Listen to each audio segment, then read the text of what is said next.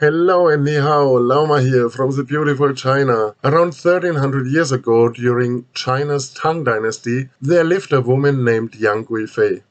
She was so incredibly beautiful that she today represents one of the famous four great beauties of ancient China. And she got even more famous for another, less positive reason.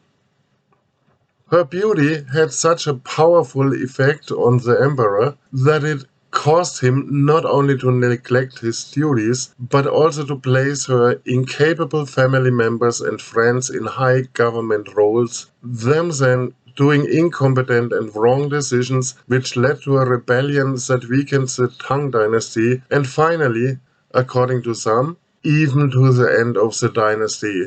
So she is blamed by some to have single-handedly destroyed the medieval golden age of Chinese civilization. Is that true? Can beauty kill an empire? Let's find out.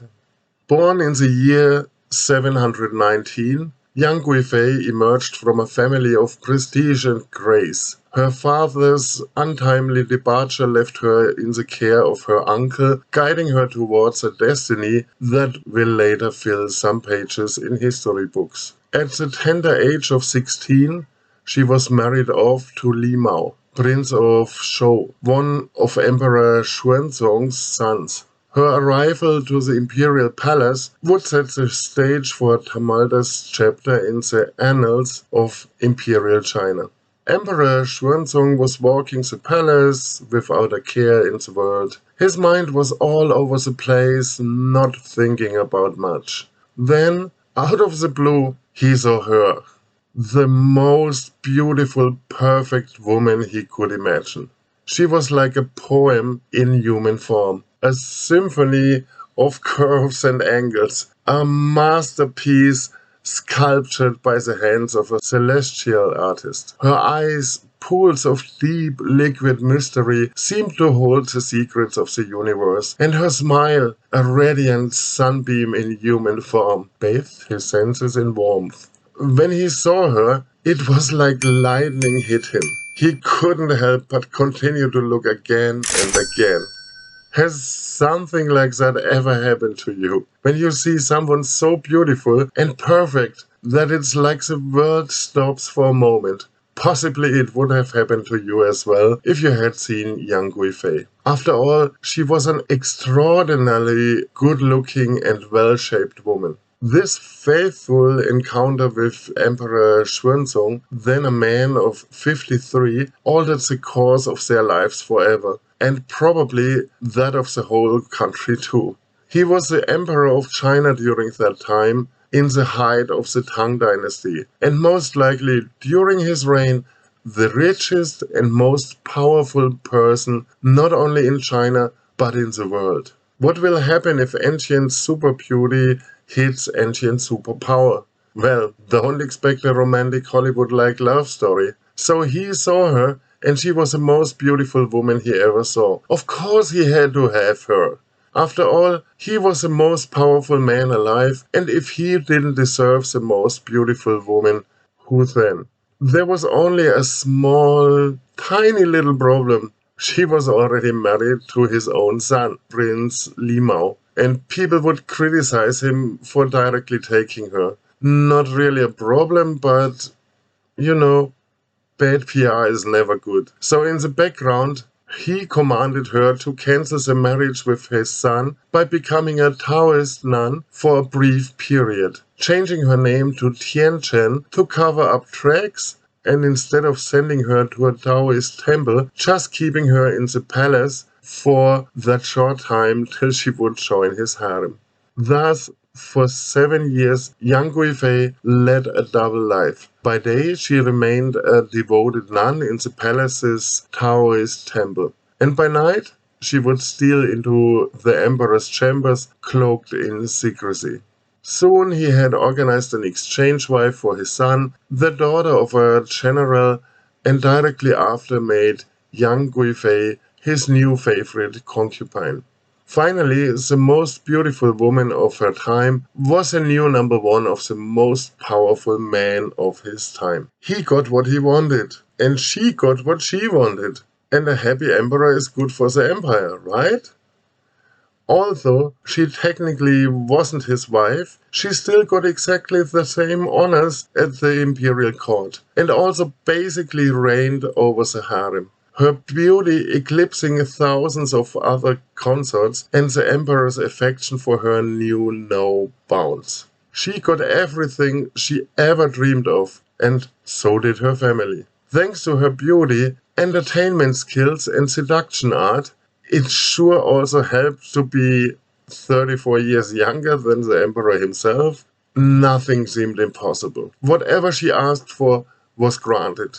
So who is really the weak gender? Who really has the power there? Do you understand? Her deceased father received posthumous honors, her mother became the Lady of Liang, and her three older sisters became the ladies of Han, Gur, and Qinhe. He also gave high offices to her uncle and two cousins.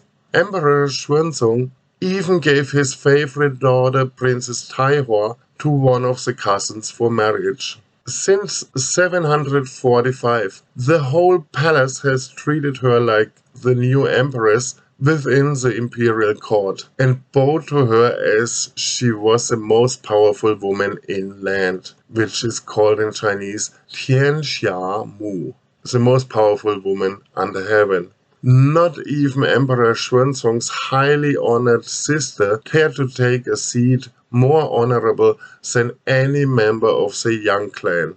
The 5 Yang households, those of her 2 cousins and 3 sisters, were said to be exceedingly honored and rich, and all of the officials fought to flatter them. The family clan was practically omnipresent in each branch of the government and high-ranking society. But Consort Yang still introduced one more second cousin named Yang Guizhong to the emperor.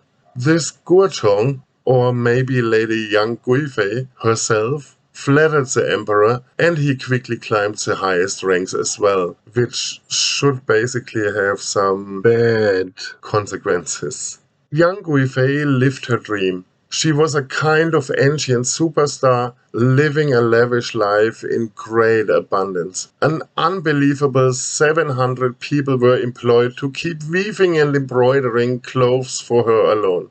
And the Imperial horse courier system, normally responsible for delivering urgent government messages, was regularly tasked to transport lychees, her favorite food, from South China over vast distances to her location in Chang'an, then capital in northern China. And of course, there were always some extra bucks to make, as generals and officials flattered her and her family clan by offering them exquisite tributes in exchange for lobbying services at the emperor. Obviously, she could do whatever she wanted. There seemed to be no limits for her or for her family. The emperor fell for her beauty and was defenseless against her sweet smile. So she thought. But just 1 year into her relationship in 746, she went too far. She had really bad mood because in her eyes he spent much too much time with other women of the harem. So while she was waiting for him to tell him her opinion, she had some drinks. Maybe a few drinks too much, or even many too much. When he finally came back, she was very rude to him and showed him how jealous and wild she could get. That angered Emperor Xuanzong so much that he directly threw her out and had her sent back to her cousin Yang Xian's mansion. Everything was broken when she fell from grace. For her whole family, all the big ambitions and dreams, the newly gained power and wealth, everything shattered by her ego and temperament. She was shocked of how quickly it was over. She knew that he always stuck to his decisions and that there was no way to change his mind or to make it unhappen. It was over. But how to tell her family? She felt unbelievable bad about herself. But then the wonder happened. Same as she did deeply regret her decision to confront him, so did he deeply regret his decision to throw her out of the palace.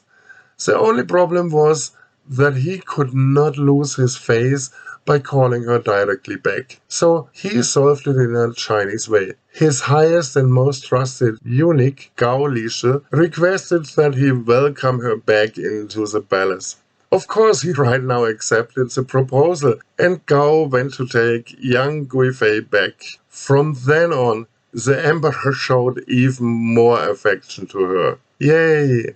A palace within the Huaqing hot springs was meticulously constructed for her, where languorous hours were spent pampering her skin. The emperor, enamored and happy by her presence, showered her with lavish gifts, from imperial edicts in favor of her family to a remarkable white bird that served as an emblem of his love or desire for her. I am not entirely sure. Yang Guifei was not just a beauty, she was a woman of profound talents. She composed and played musical symphonies. She danced with stunning grace, enchanting the emperor with each step.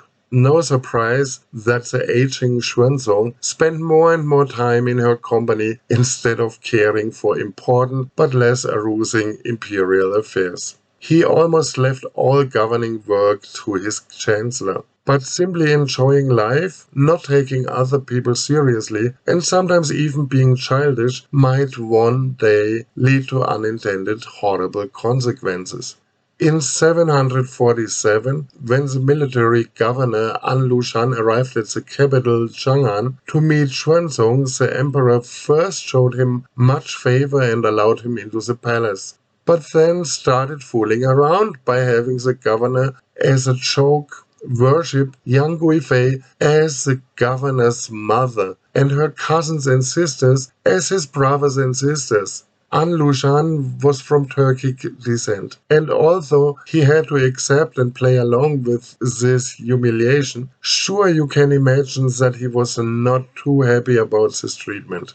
In 750, Consort Yang again offended Emperor Xuanzong with her words, and he banished and sent her back to her clan again. He was told by his officials that he had overreacted, and Emperor Xuanzong regretted his actions once more and realized he could not bear to be separated from her. Yang sent a lock of her hair to Emperor Xuanzong, and fearing that she might harm herself, he immediately called her back.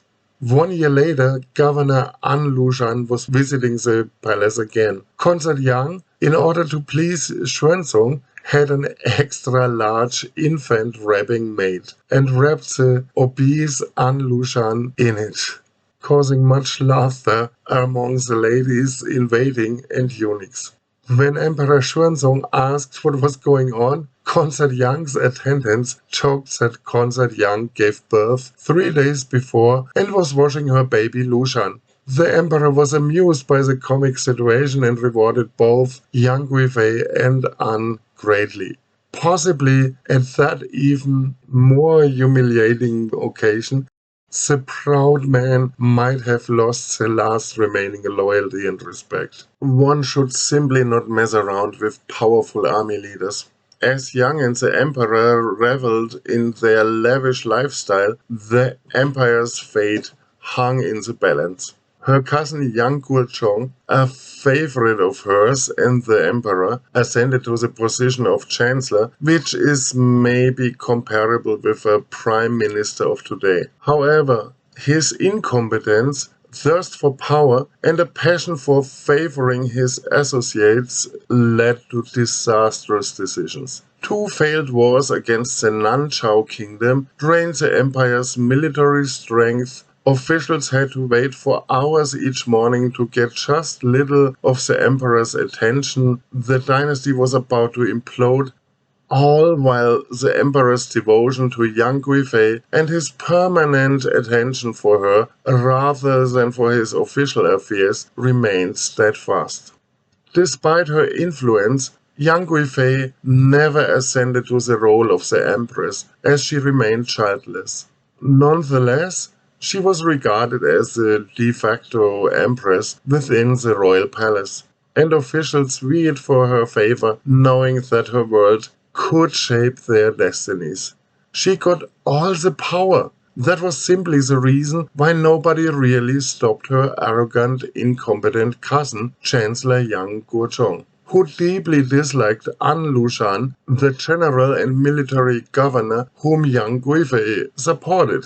The chancellor started to intrigue against An Lushan wherever he could, and his target was to get rid of his opponent, or make him do something stupid. So he continuously provoked An Lushan further, and further, and further. And finally, An Lushan harbored ambitions that would shatter the empire. His rebellion, fueled by natural disasters and discontent, started in the winter of 755. Is going to cost at least 13 million lives over the next 8 years and devastate the empire almost completely. An Lushan was extremely successful, conquered the city Luoyang and declared himself emperor at Luoyang, establishing a new state of Yan.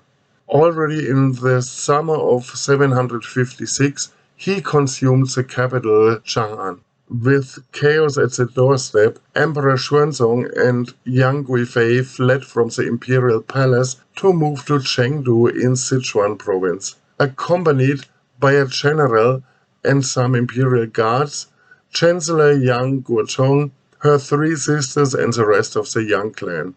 As they arrived one day later at Mafei courier station, an army post to change horses, Chancellor Yang Guizhong got into arguments with the imperial guards, and those, knowing that the chancellor's behavior caused the rebellion and many other problems in the first place, finally felt enough and killed Yang Guizhong and all the others from that clan in place. The soldiers then surrounded the pavilion of Emperor Xuanzong and confronted him with the unthinkable ultimatum. The guards, fearing Yang Guifei's vengeance and blaming her for the empire's turmoil, threatened to abandon the emperor unless he consented to her death. In a heart-wrenching act of submission, the emperor agreed to their demands.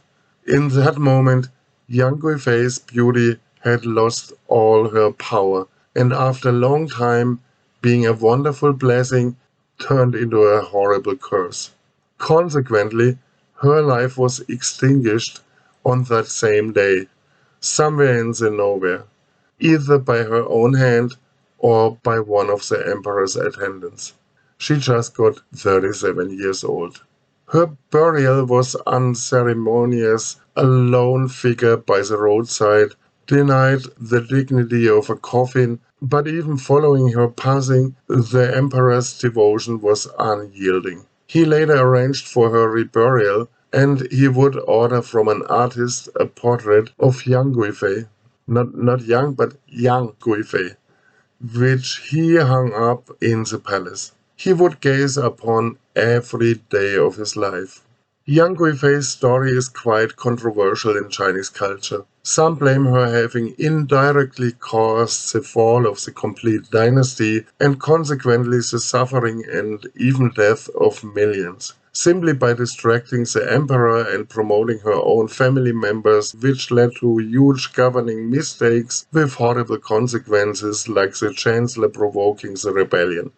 Others see her as a beautiful, talented young woman serving her emperor and her family by sacrificing herself. After all, a victim of palace plots. We don't have any proof that she was involved in politics or power struggles, and at least in poems and literature, her legacy endures, celebrated for her beauty, talent, and her poignant love story with Emperor Xuanzong. Yet questions lingered of whether the emperor's love for her was as deep as it seemed, or if it was a devotion of an emperor to his most treasured tragic beauty, So, if you happen to be perfectly beautiful, then please take care that the people around you still do their job, still are working, and be thoughtful for what you use this magic power that comes with such beauty. And if you like beautiful women and stories from China, then please hit the subscribe button to get many more hopefully interesting and entertaining videos on China. I want to help you to understand China better, but my channel is still so tiny and undiscovered. I'm very grateful for every subscriber because it helps bring these videos to more people around the world. Have a nice day and see you in the next video on LaoMa in China. Bye bye and 再见, yours, LaoMa.